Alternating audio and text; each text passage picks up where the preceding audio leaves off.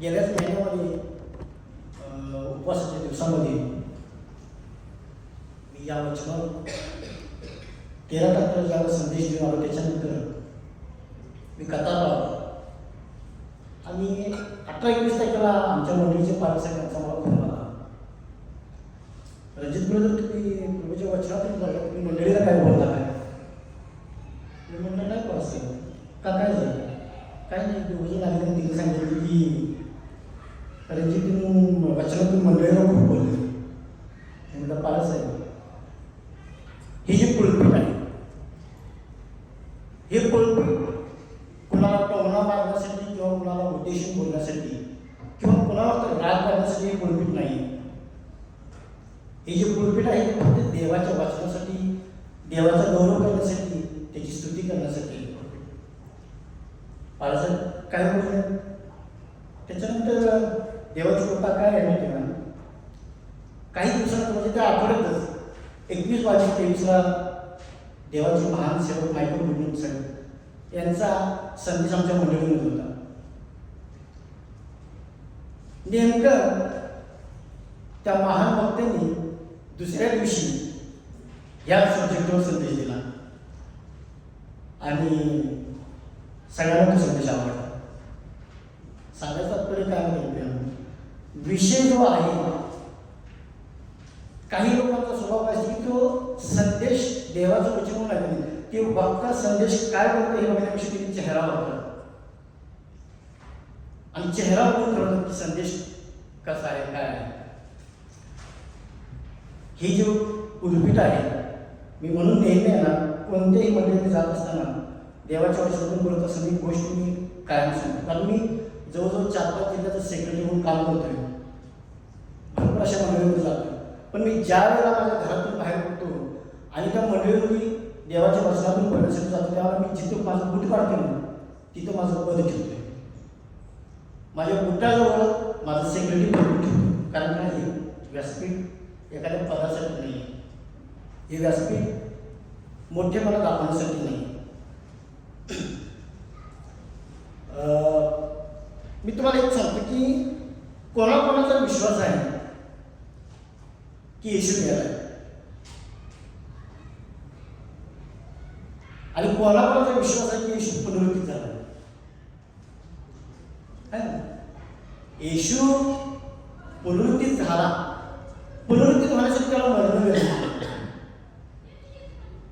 पुनरुत्थित होण्यासाठी त्याला मरण गरजेचं होतं. आणि जर तो मेला नसता तर मग आमचं पाप,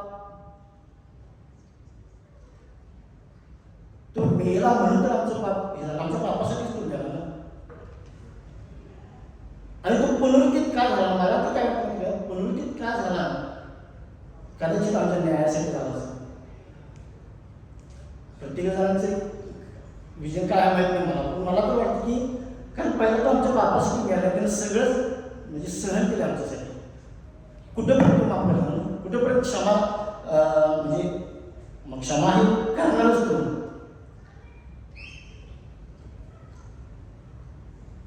सर्वात प्रथम मी प्रभू येशू ख्रिस्ताचे आभार मानतो की त्याने मला त्याच्या वचनातून बोलण्याची संधी दिली, त्यानं मला त्याची योजना सांगितली, मला तो मार्गदर्शन करत आहे, म्हणून त्याचे आभार मानतो. त्यानंतर आपल्या या गोहाचरचे बाळासाहेब, गोहाचरचे सेक्रेटरी, खजिनदार, सर्व पास्टर कमिटी, महिला मंडळ, युथ ग्रुप, क्वायर ग्रुप यांचे देखील मी प्रभूच्या नावामध्ये आभार मानतो. आणि सगळ्यात महत्त्वाचं म्हणजे काय माहिती का, ज्या वेळेला येशू ख्रिस्ताला वधस्तंभावर घेत होते, त्याला मारण्यात येत होतं, त्याचा छळ करण्यात येत होतं, तो अक्षरशः तो छिन्न विच्छिन्न झाला, तो अक्षरशः रक्ताने माखला होता, त्याच्या शरीराच्या मांसाचे अक्षरशः तुकडे होत होते सगळीकडे. पण एवढं सगळं होत असताना देखील त्याने स्वतःची आपली फासळी तुटू दिली नाही.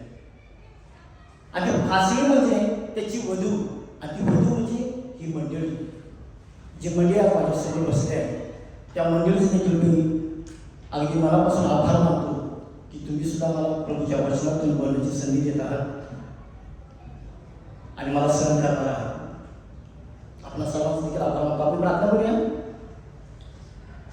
सर्व समर्थ देतो पिता परमेश्वर, तुझ्या नावाला मान, महिमा, गौरव देतो बाबा. तुझ्या आभार मानतो की आज मला तुला मुलीमध्ये तू तुझ्या वचनातून बोलण्याची संधी देत आहेस बाप्पा. बाप्पा मी तुला विनंती करतो बाप्पा, मला प्रत्येक शब्द तू बोलवतेस मी तुझ्या बाप्पा. तुझ्या वचनातून मी बोलत असताना बाप्पा विनंती करतो बाप्पा की माझ्याकडून कुणाचंही मन दुखावं जावं असं बाप्पा. माझ्या जिभेचा, माझ्या शब्दांचा, माझ्या मनाचा, माझ्या विचारांचा माझा ताबा तू घे बाप्पा. बाप्पा मी तुला पुन्हा एकदा विनंती करतो बाप्पा, मी तुझ्या वचनातून बोलत असतो बाप्पा माझ्या संगती उभा राहावे बाप्पा आणि माझा प्रत्येक शब्द समोरच्या हृदयापर्यंत पोहोचावं असं कर बाप्पा. तुझ्या नावाला मान, महिमा, गौरव देतो आणि तुझ्या आभार म्हणून तुझ्याच नावाने मागतो नक्की द्या. पुनरुत्थान म्हणजे काय? पुनरुत्थान म्हणजे काय? पुन्हा उठणे. कळलं? पुनरुत्थान म्हणजे पुन्हा उठणे. आपण घोषणा देतोय प्रभू उठला आहे की लगेच समोर सगळीकडून आवाज येतो खरोखर उठला आहे, प्रभू उठला आहे, खरोखर उठला आहे, खरोखर उठला आहे. अगदी सत्य आहे, पूर्ण सत्य आहे. प्रभू उठला आहे, प्रभू उठला आहे. पण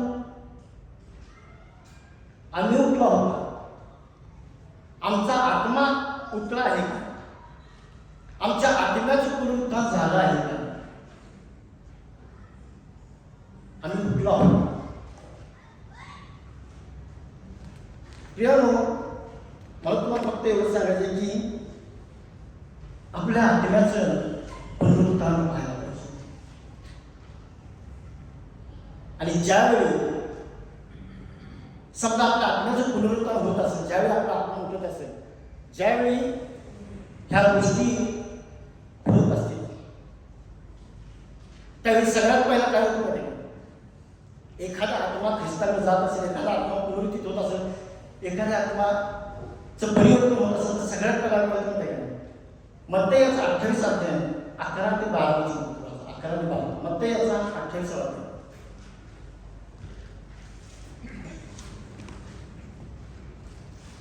मत्तई याचा 28 अध्याय 11 आणि 12.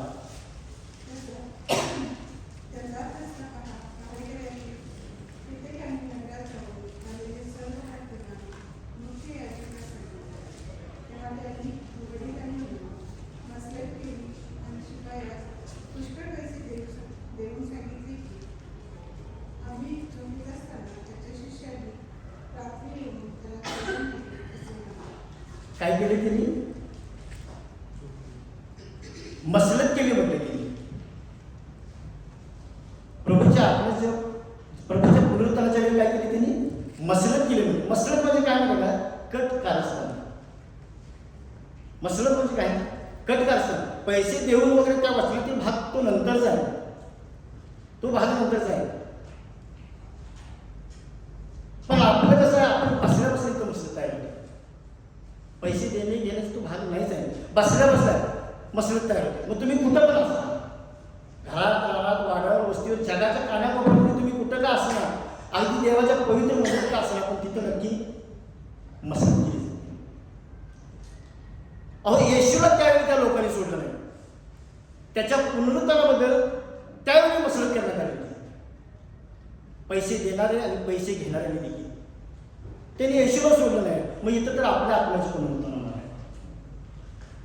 त्याच्या पुनरुत्थानामध्ये त्यावेळी त्या लोकांनी सोडलं नाही. मग इथं तर आपल्या आत्म्याचं पुनरुत्थान होणार. मग आपल्या आत्म्याचं पुनरुत्थान होत असताना मग जगातील वाईट लोकांना, जे सैतानाच्या अधीन आहेत, त्या लोकांना ते कसं बघून, मग ते खरं असो वा खोटं असो, लगेच एकमेकाच्या कानामध्ये घुसघुस सुरू होतं. लगेच एकमेकाच्या कानामध्ये सुरू. मग ते हे बघत नाहीत, ऐकणारे हे बघत नाही की सांगणाऱ्याच्या तोंडात किती घाण आहे. ऐकणारे हे बघत नाही, सांगणाऱ्याच्या तोंडात किती घाण आहे, आणि सांगणारे हे बघत नाही, ऐकणाऱ्याच्या कानात किती घाण आहे.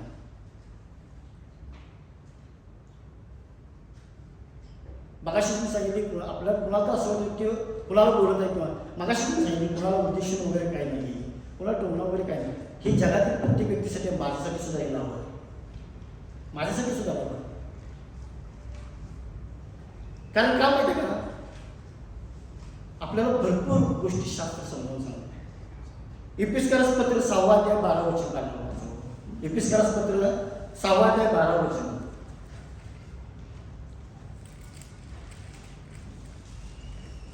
आपल्या जीवनामध्ये प्रत्येक गोष्ट देवबाप आपल्याला कसं समजून सांगते आपल्याला हे बघायचं. एपिस्करास 6 अध्याय 12 वचन. कारण आपले सगळे रक्ता मासा बरोबर नव्हे तर सत्तांबरोबर, अधिकाऱ्यांबरोबर, सध्याच्या काळोखीतील जगाच्या अधिपतींबरोबर, आकाशातल्या दुरात्म्यांबरोबर आहे. काय म्हणलंय? आपले झगडणे आकाशातील दुरात्म्याबरोबर. मी तर म्हणते नुसतं आपलं झगडणं आकाशातील दुरात्म्याबरोबर नाही आहे. आपलं झगडणं नुसतं आकाशातील दुरात्म्याबरोबर नाही. आपलं झगडणं आपल्या अंतःकरणातील दुरात्म्याबरोबर नाही.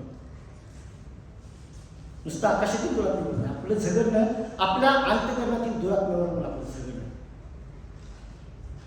आपल्या अंतःकरणाचं पुनरुत्थान होऊ नये म्हणून अडखळ होणारी स्वतःच्या अंतःकरणाची जी धोरण आहे सैतानाला लावलेली असेल, जी धोरण ती आपल्याला बाजूला सरकवायची.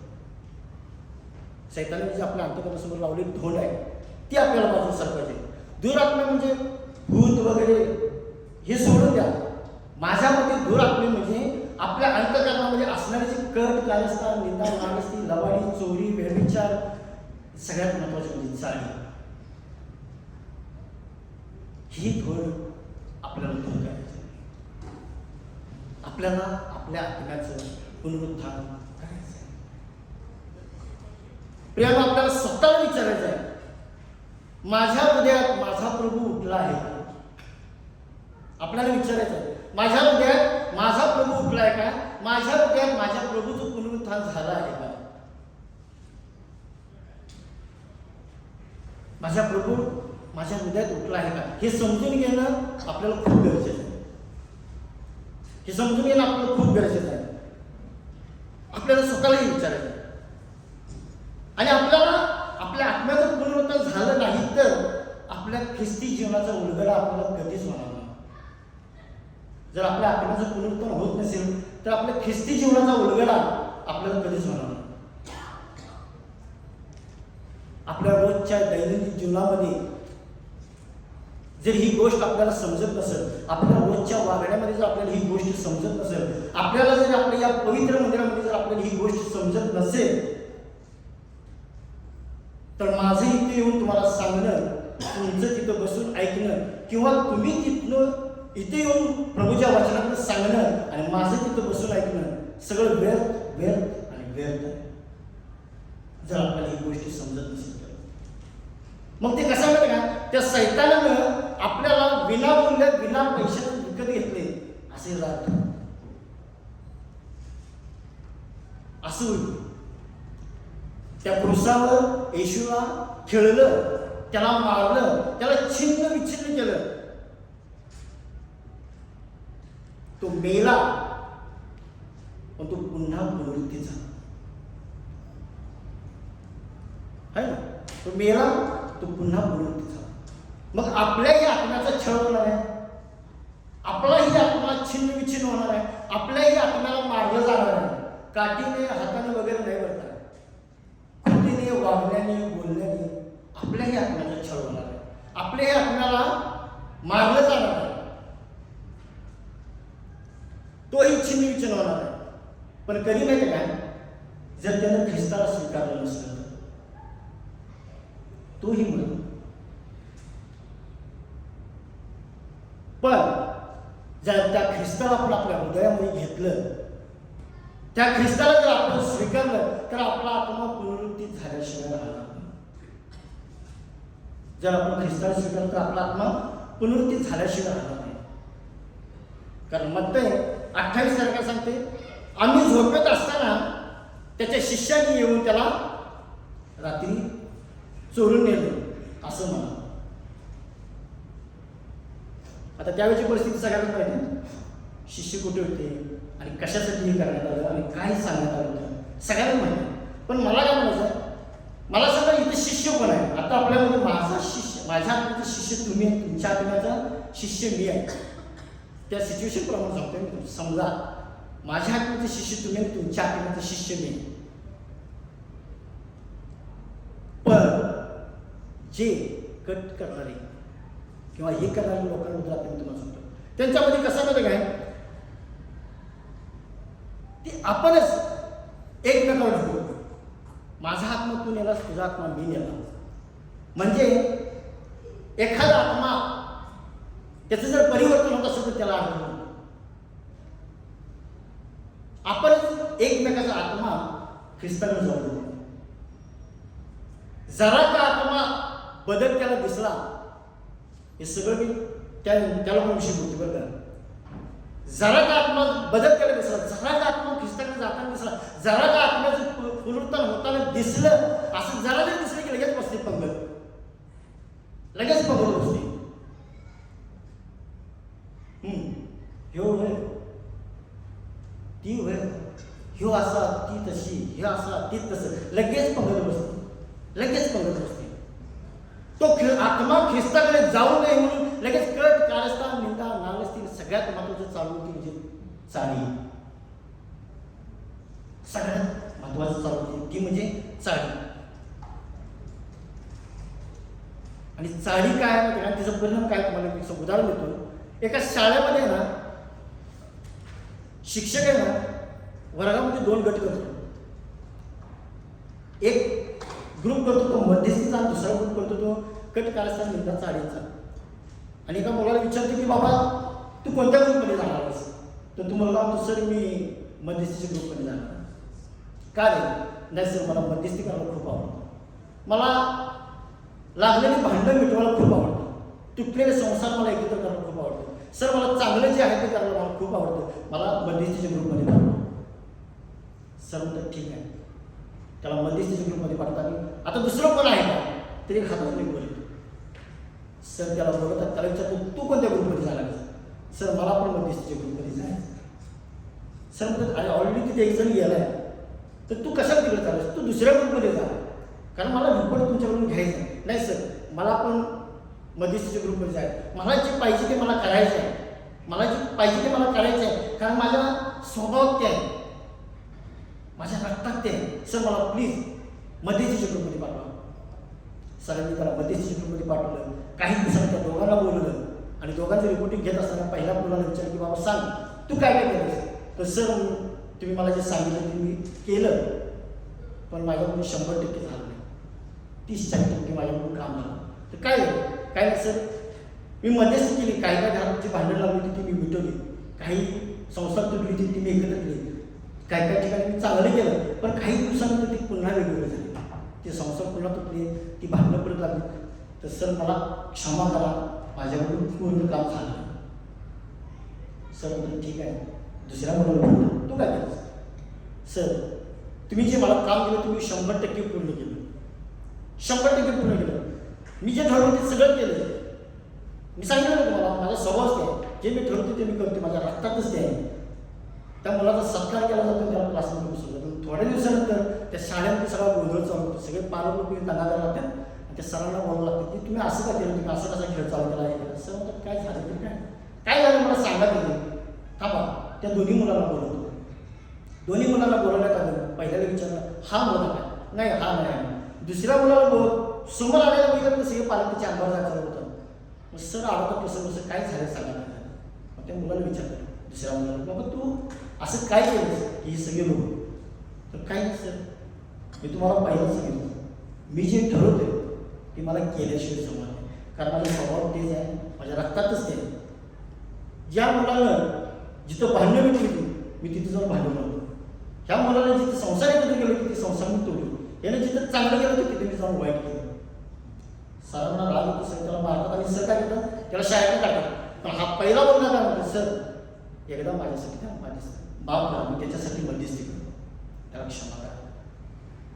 त्या मुलाचं ऐकून सरांनी त्याला क्षमा केलं. आणि काही दिवसानंतर सर शाळा सुटल्यानंतर घरी जात असताना बघते तर सरांची फॅमिलीज किती आरोप झालेले असतात. सरांना घालून देते. सरांना सर का मला बोलतो ना तुम्ही असं आहे, तुम्ही तसं आहे, तुम्ही हे आहे, तुम्ही वाईट आहे, तुम्ही हे आहे ते. सर ते हे सगळं खोटं तुम्हाला कोणी सांगितलं. तेवढ्यात बायको जावं होते, कुणी सांगितलं. थांबा बोलत तर तू दुसरा बोलला. सर तर बोल तू अरे बाबा परवा तर तू शाळेमध्ये असं सगळं केलं होतास, मी तुला तिथं माफ केलं, सगळं तुला माफ असं तू माझ्या घरामध्येच भांडण लावलंस, तू असं का केलंस?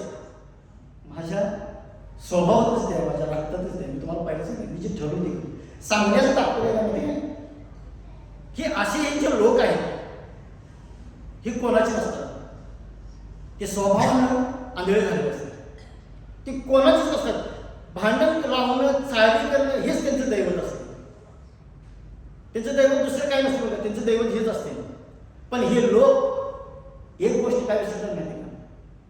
हे लोक एक गोष्ट विसरतात, हे जे शरीर आहे, हे जे देवाने जे शरीर आहे त्याच्यामध्ये जो आत्मा आहे ना, तो देवाने दिलेला आत्मा, त्या जिवंत देवाने दिलेला आत्मा, आणि त्याचं रक्षण तो 100% करतो. हे लोक ते विसरतात. कुजबुज करू नका, चाडी करू नका. ही तोंडाला आणणारी गोडी आणि कानाला देणारी जी खुशी आहे ना, ही तात्पुरती. कुजबुज करू नका. ही तोंडाला आणणारी गोडी आणि कानाला देणारी खुशी आहे ना, ही तात्पुरती आहे. पण ज्यावेळी तो जिवंत देव ह्या सगळ्या गोष्टीचा झाडा घ्यायला सुरू करेल त्यावेळेला मात्र मग त्यावेळेला जे पेराल तेच उगवणार, जे पेराल तेच उगवणार. मी एक का बोलतो माहिती आहे का? त्यावेळी त्या लोकांनी जे पेरलं होतं ते आजही सुरू आहे. त्यावेळी यहुद्यामध्ये जे पसरवण्यात आलं होतं ते आजही सुरू आहे. मी सांगत नाही, वचन सांगते. वचन सांगतं 28:15 सांगते मला. काय सांगतोय म्हणतोय? मग त्यांनी पैसे घेऊन शिकवल्याप्रमाणे केली.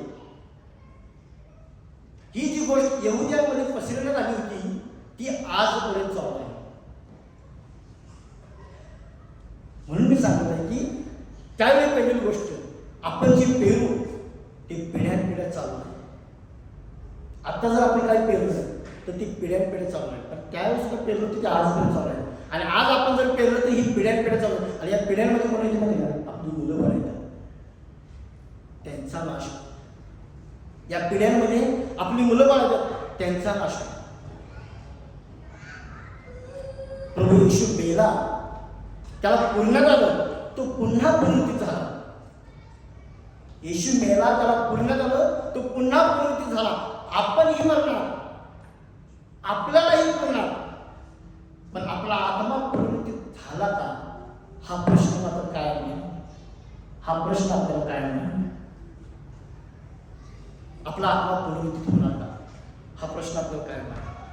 आणि आपल्याला जर आपला आत्मा वाचवायचा असेल, आपला आत्मा पुनरुत्थित झाला आहे का हा जर प्रश्न आपल्याला सोडवायचा असेल ना, तर आपल्याला आपल्या अंतःकरणासमोर जी सैतानाने लावलेली धोन आहे ना ती आपल्याला बाजूला सरकवायची. सैतानाने आपल्या अंतःकरणासमोर लावलेली धोन आपल्याला बाजूला सरकवायची. त्या सैतानाने जे आपल्यासमोर कट कारस्थान, निंदा, नाराजगी, लबाडी, सगळ्यात महत्वाची चाळी करण्याची जी धोन आपल्या अंतःकरणासमोर लावलेला ती आपल्याला बाजूला सरकवायची.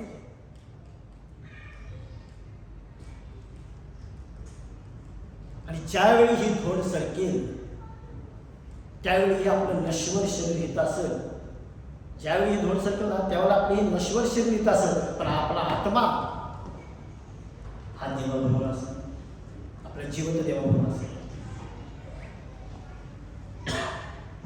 प्रियानो, मसलत करणाऱ्याचं काय माहिती काय? मसलत करणारा, कट करणारा हा लांबचा नसतो बरं का. हा लांबचा नसतो, तो आपल्या जवळच असतो, आपल्या आसपासच असतो. तो लांबचा नसतो. मला सांगा, येशू ख्रिस्ताला पकडून देणारा कोण होता? तो कोणाबरोबर होता?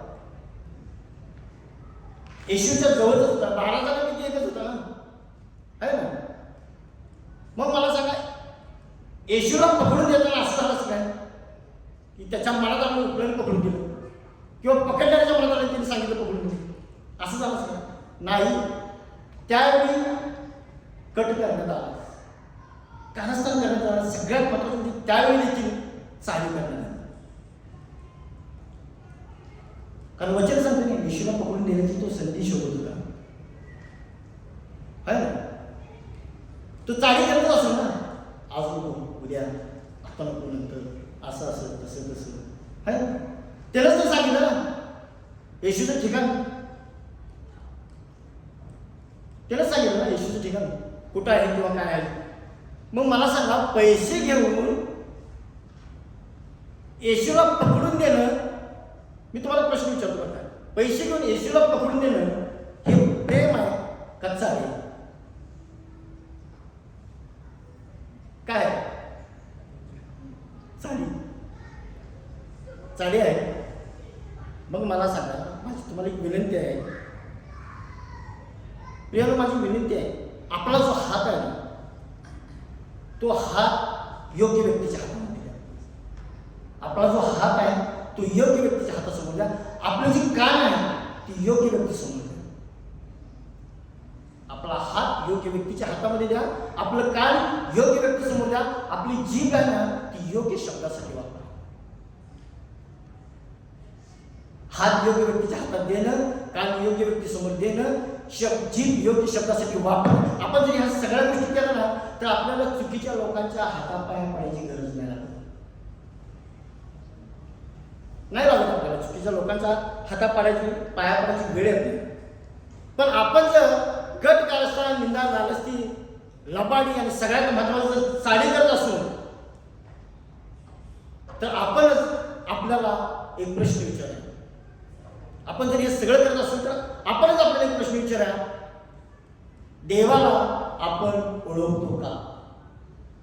जर आपण हे सगळं करत असेल तर आपणच आपल्याला एक प्रश्न विचारा की देवाला आपण ओळखतो का आणि देव आपल्याला ओळखतो का?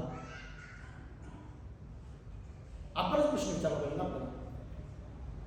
जर मी कट करत असेल, जर मी निंदा करत असेल, मी जर चाली करत असेल तर मीच मला प्रश्न विचारला पाहिजे की मी देवाला ओळखतो का आणि देव मला ओळखतो का? हा, पण एक आहे, जो देवाच्या पायाजवळ आहे तो देवाला ओळखतो.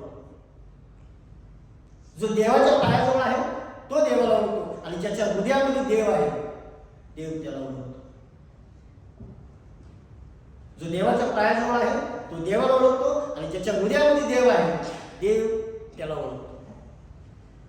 आणि जो देवाच्या पायाजवळ नाही, ज्याच्या हृदयामध्ये देव नाही, त्याचा देव कोण आहे माहिती? त्यांचा देव कट, कारस्थान, निंदा, नालस्ती, लबाडी, चाली, सगळ्यात महत्वाचं म्हणजे त्यांचा देव हा आहे म्हणजे सैतान त्यांचा देव आहे. तो तुमच्याकडून दुसऱ्याची घरं करतो, तो तुमच्याकडून दुसऱ्याचं वाईट करतो, दुसऱ्याबद्दल लबाडी, निंदा, नालस्ती करून दुसऱ्याचं घर करतो आणि दुसऱ्याकडूनही तुमच्याबद्दल तो लबाडी, निंदा, नालस्ती करून तुमचंही घर करतो, तुमचंही वाईट करतो.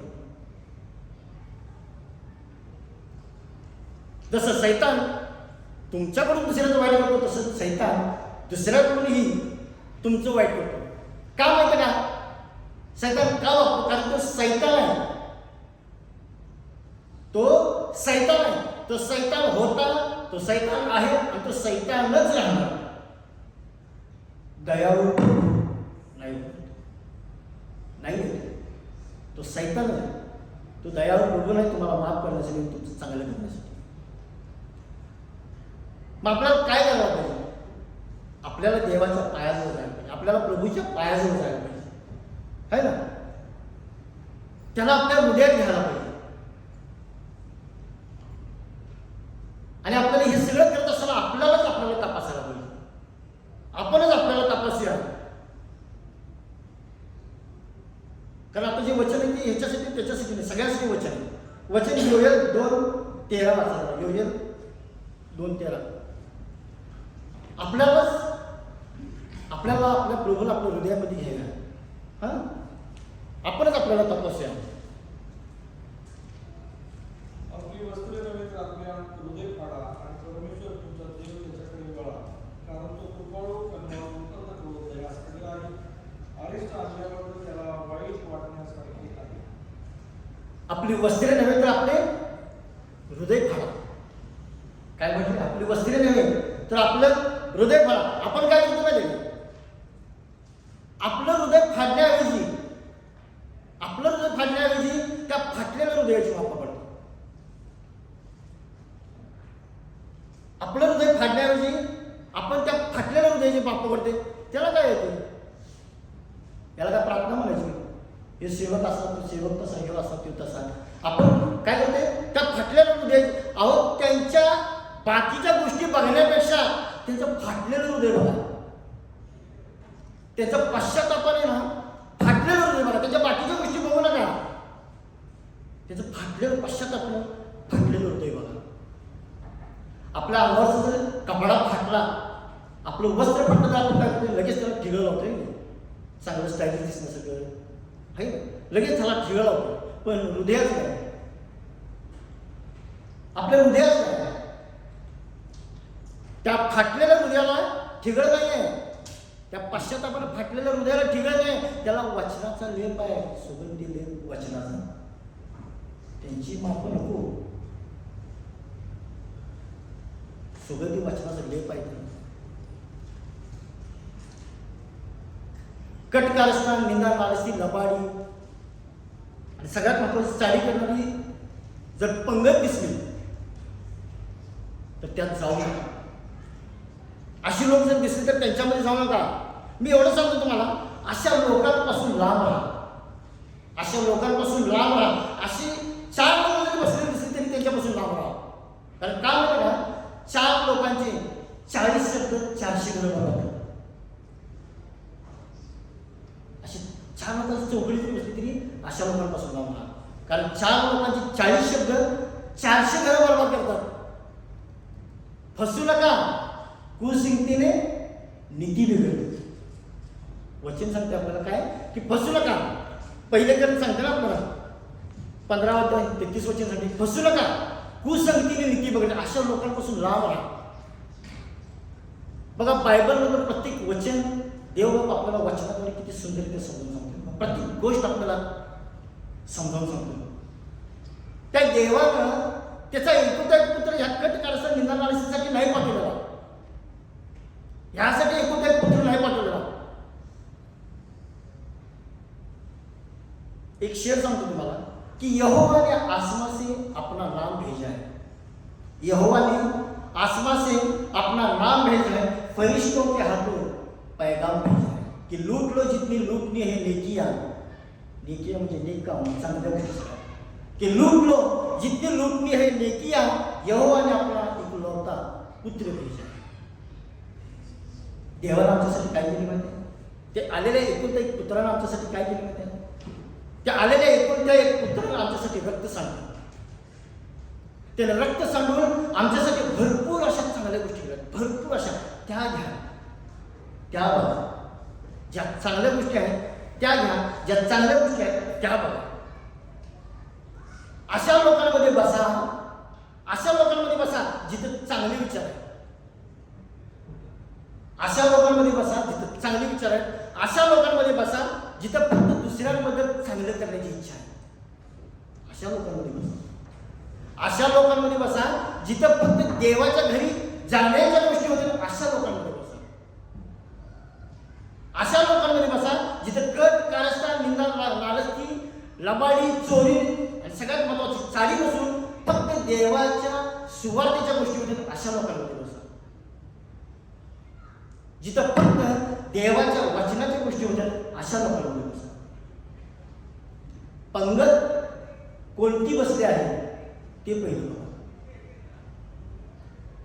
पंगत कोणती बसली आहे ते पहिलं बघा. धर्मनिंदकाची आहे का आध्यात्मिकाची आहे, पहिले हे बघा. आपल्या आत्म्याला जर मरणातून आपल्याला उठवायचं आहे, आपल्या आत्म्याला जर पुनरुत्थित करायचं आहे, तर पंगत कोणती बसली आहे ते बघा. पंगत धर्मनिंदकाची बसल्या का आध्यात्मिकाची बसल्या, पंगत मध्यस्थीची बसल्या का कटकारस्थान, निंदा, नालस्ती, चाळीची बसल्या, हे पहिलं बघा. पंगत कोणती बसली आहे ते पहिलं बघा.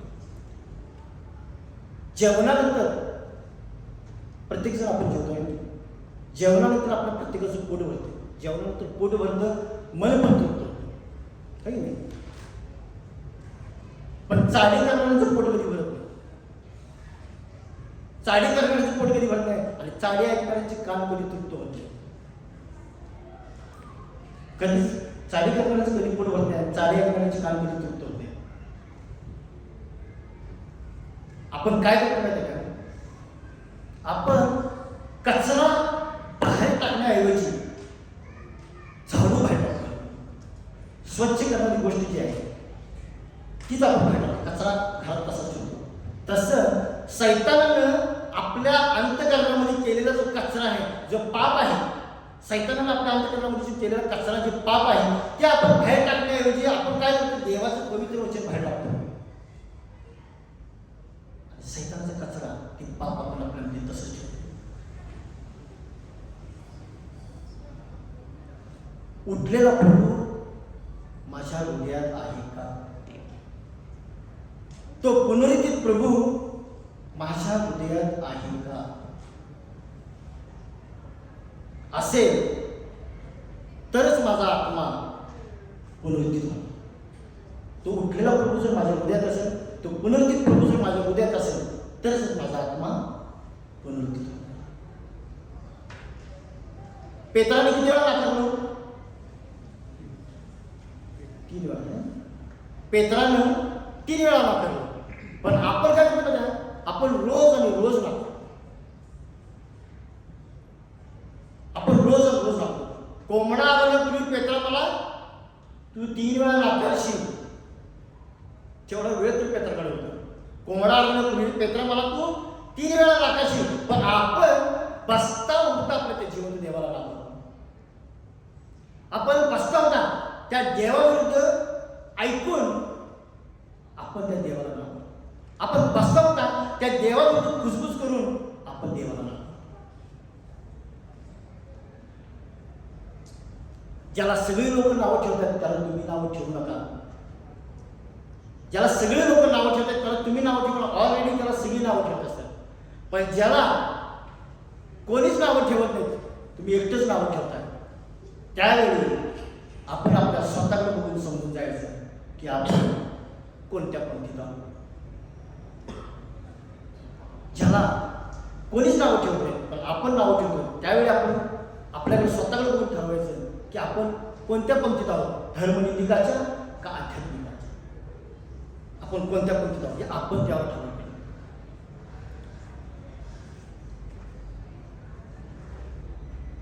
प्रिय, या जिभेला आवरा.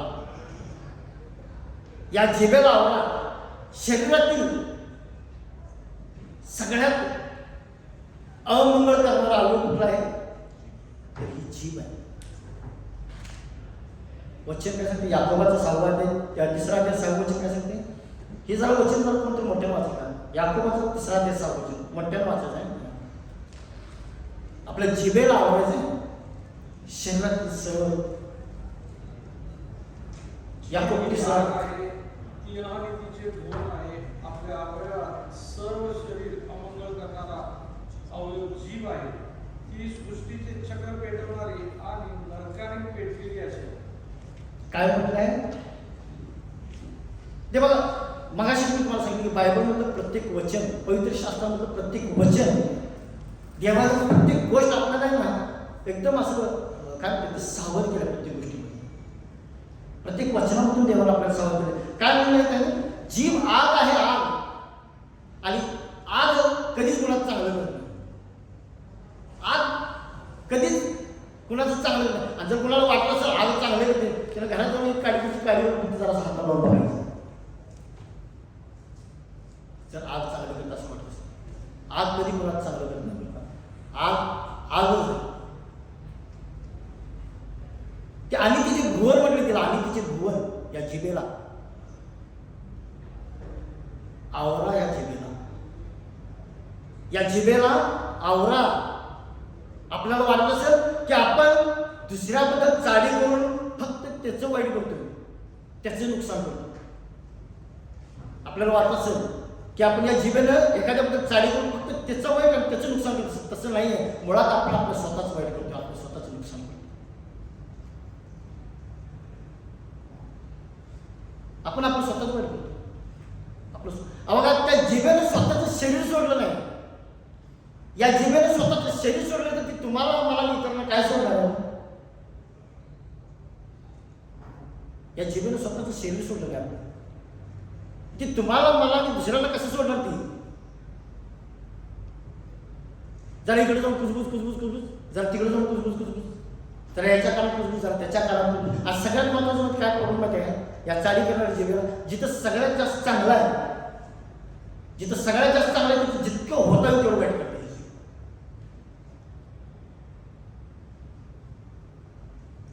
कुजबूज सगळ्या सृष्टीचं काय म्हणजे चक्र पेटवून म्हणजे सगळ्यात महत्वाचं काय माहिती आहे? सगळ्यात भयानक गोष्ट आहे, सगळ्यात भयानक या जिभेला देवानं नरकाची उपमा दिली. या जिभेला देवानं काय केले? नरकाची उपमा दिली. सगळ्यात वाईट आणि भयानक गोष्ट आहे आपल्यासाठी. या जिभेला देवानं काय केले? नरकाची उपमा दिलेली आहे.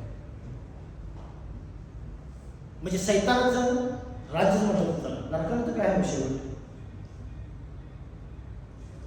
ते शेवटच रूप आहे जिभेला देवाने दिलेलं आहे.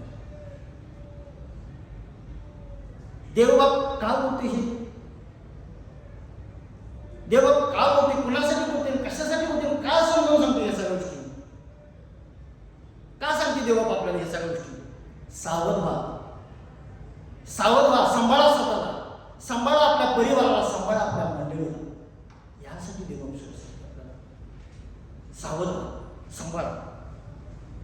माझी भूक, माझी तळमळ, माझी कळकळ तुमच्यासाठी नाही आहे. आपल्या या मंडळीची भूक, आपल्या मंडळीची तळमळ, आपल्या या मंडळीची कळकळ तुमच्यासाठी नाही आहे. कट करणाऱ्यांनो, निंदा करणाऱ्यांनो, नाराजगी करणाऱ्यांनो, चाडी करणाऱ्यांनो, या मंडळीची भूक, या मंडळीची तळमळ, या मंडळीची कळकळ, या मंडळीची उपासाची प्रार्थना, या मंडळीची पश्चातापाची प्रार्थना तुमच्यासाठी नाही आहे. नाही तुमच्यासाठी ती, तुमच्यासाठी नाही आहे. तुमच्यासाठी का असेल? कारण तुमच्या जिभेनं अगोदर तुम्हाला मारून टाकलेलं आहे. तुमच्या जिभेनं अगोदर तुम्हाला सडवून टाकलेलं आहे. तुमच्या जिभेला अगोदर तुम्हाला नरक करून टाकलेलं आहे. तुमच्या जिभेला अगोदर तुम्हाला नरक करून टाकलं. या मंडळीची भूक, या मंडळीची तळमळ, या मंडळीची कळकळ, उपासाची प्रार्थना, या मंडळीची पश्चातापाची प्रार्थना तुमच्यासाठी नाही आहे, तुमच्या लेकरा बाळासाठी, स्वतःच्या लेकरा बाळासाठी. जी पिढ्यानपिढ्या चालू होणार आहे ना ते होऊ नये म्हणून या मंडळीची भूक, या मंडळीची तळमळ, या मंडळीची कळकळ तुमच्या लेकरा बाळासाठी, स्वतःच्या लेकरा बाळासाठी. आवरा या जिभेला, या जिभेला आवरा. जे आपल्या हृदयासमोर येऊन जे सैतानाच्या धोंडीसारखं आढळून भरते त्या हृदयाला, जिभेला आवरा. आवरा या जिभेला, आवरा या जिभेला. जी आपल्या मंडळीमध्ये होत असताना वाढ, ती वाढ थांबवत नाही. या जिभेला आवरा, या जिभेला आवरा. या मंडळीमध्ये प्रत्येक लहान लेकरांचा आत्मा खिस्ताकडे जात असताना त्याला अडगळ होणार. या जिभेला आवरा, आवरा या जिभेला, आवरा या जिभेला. जो प्रभू माझ्या हृदयामध्ये येत असताना, प्रभू माझ्या हृदयामध्ये पुनरुत्थित होत असताना त्याला अडगळ करणाऱ्या या जिभेला आवरा, आवरा या जिभेला. माझा प्रभू माझ्या हृदयात उठला आहे का? माझा प्रभू माझ्या हृदयामध्ये पुनरुत्थित झाला आहे का?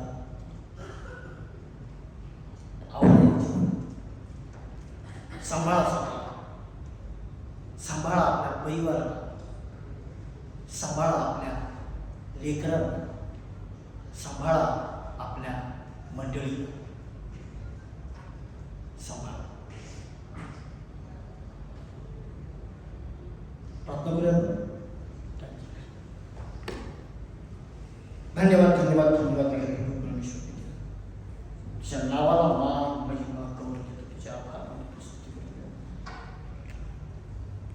बाबा. तुझ्या वचनातून बोलत असणाऱ्या बाबा कदाचित कळत न कळत माझ्या तोंडून, माझ्या मुखातून काही चुकीचे शब्द गेले असतील त्याची मला क्षमा करा बाबा. तुला आम्ही विनंती करतो की बाबा या मुलीतर्फे देवा, या मुलीमध्ये असताना देवा तुला विनंती करतो. आमची जीभ बाबा तुझ्या हातामध्ये घे बाबा. आमची ही जीभ आहे बाबा, जे शरीर अमळ करणारी जीभ आहे बाबा, ती जीभ आम्ही तुझ्या ताब्यामध्ये देत आहे बाबा.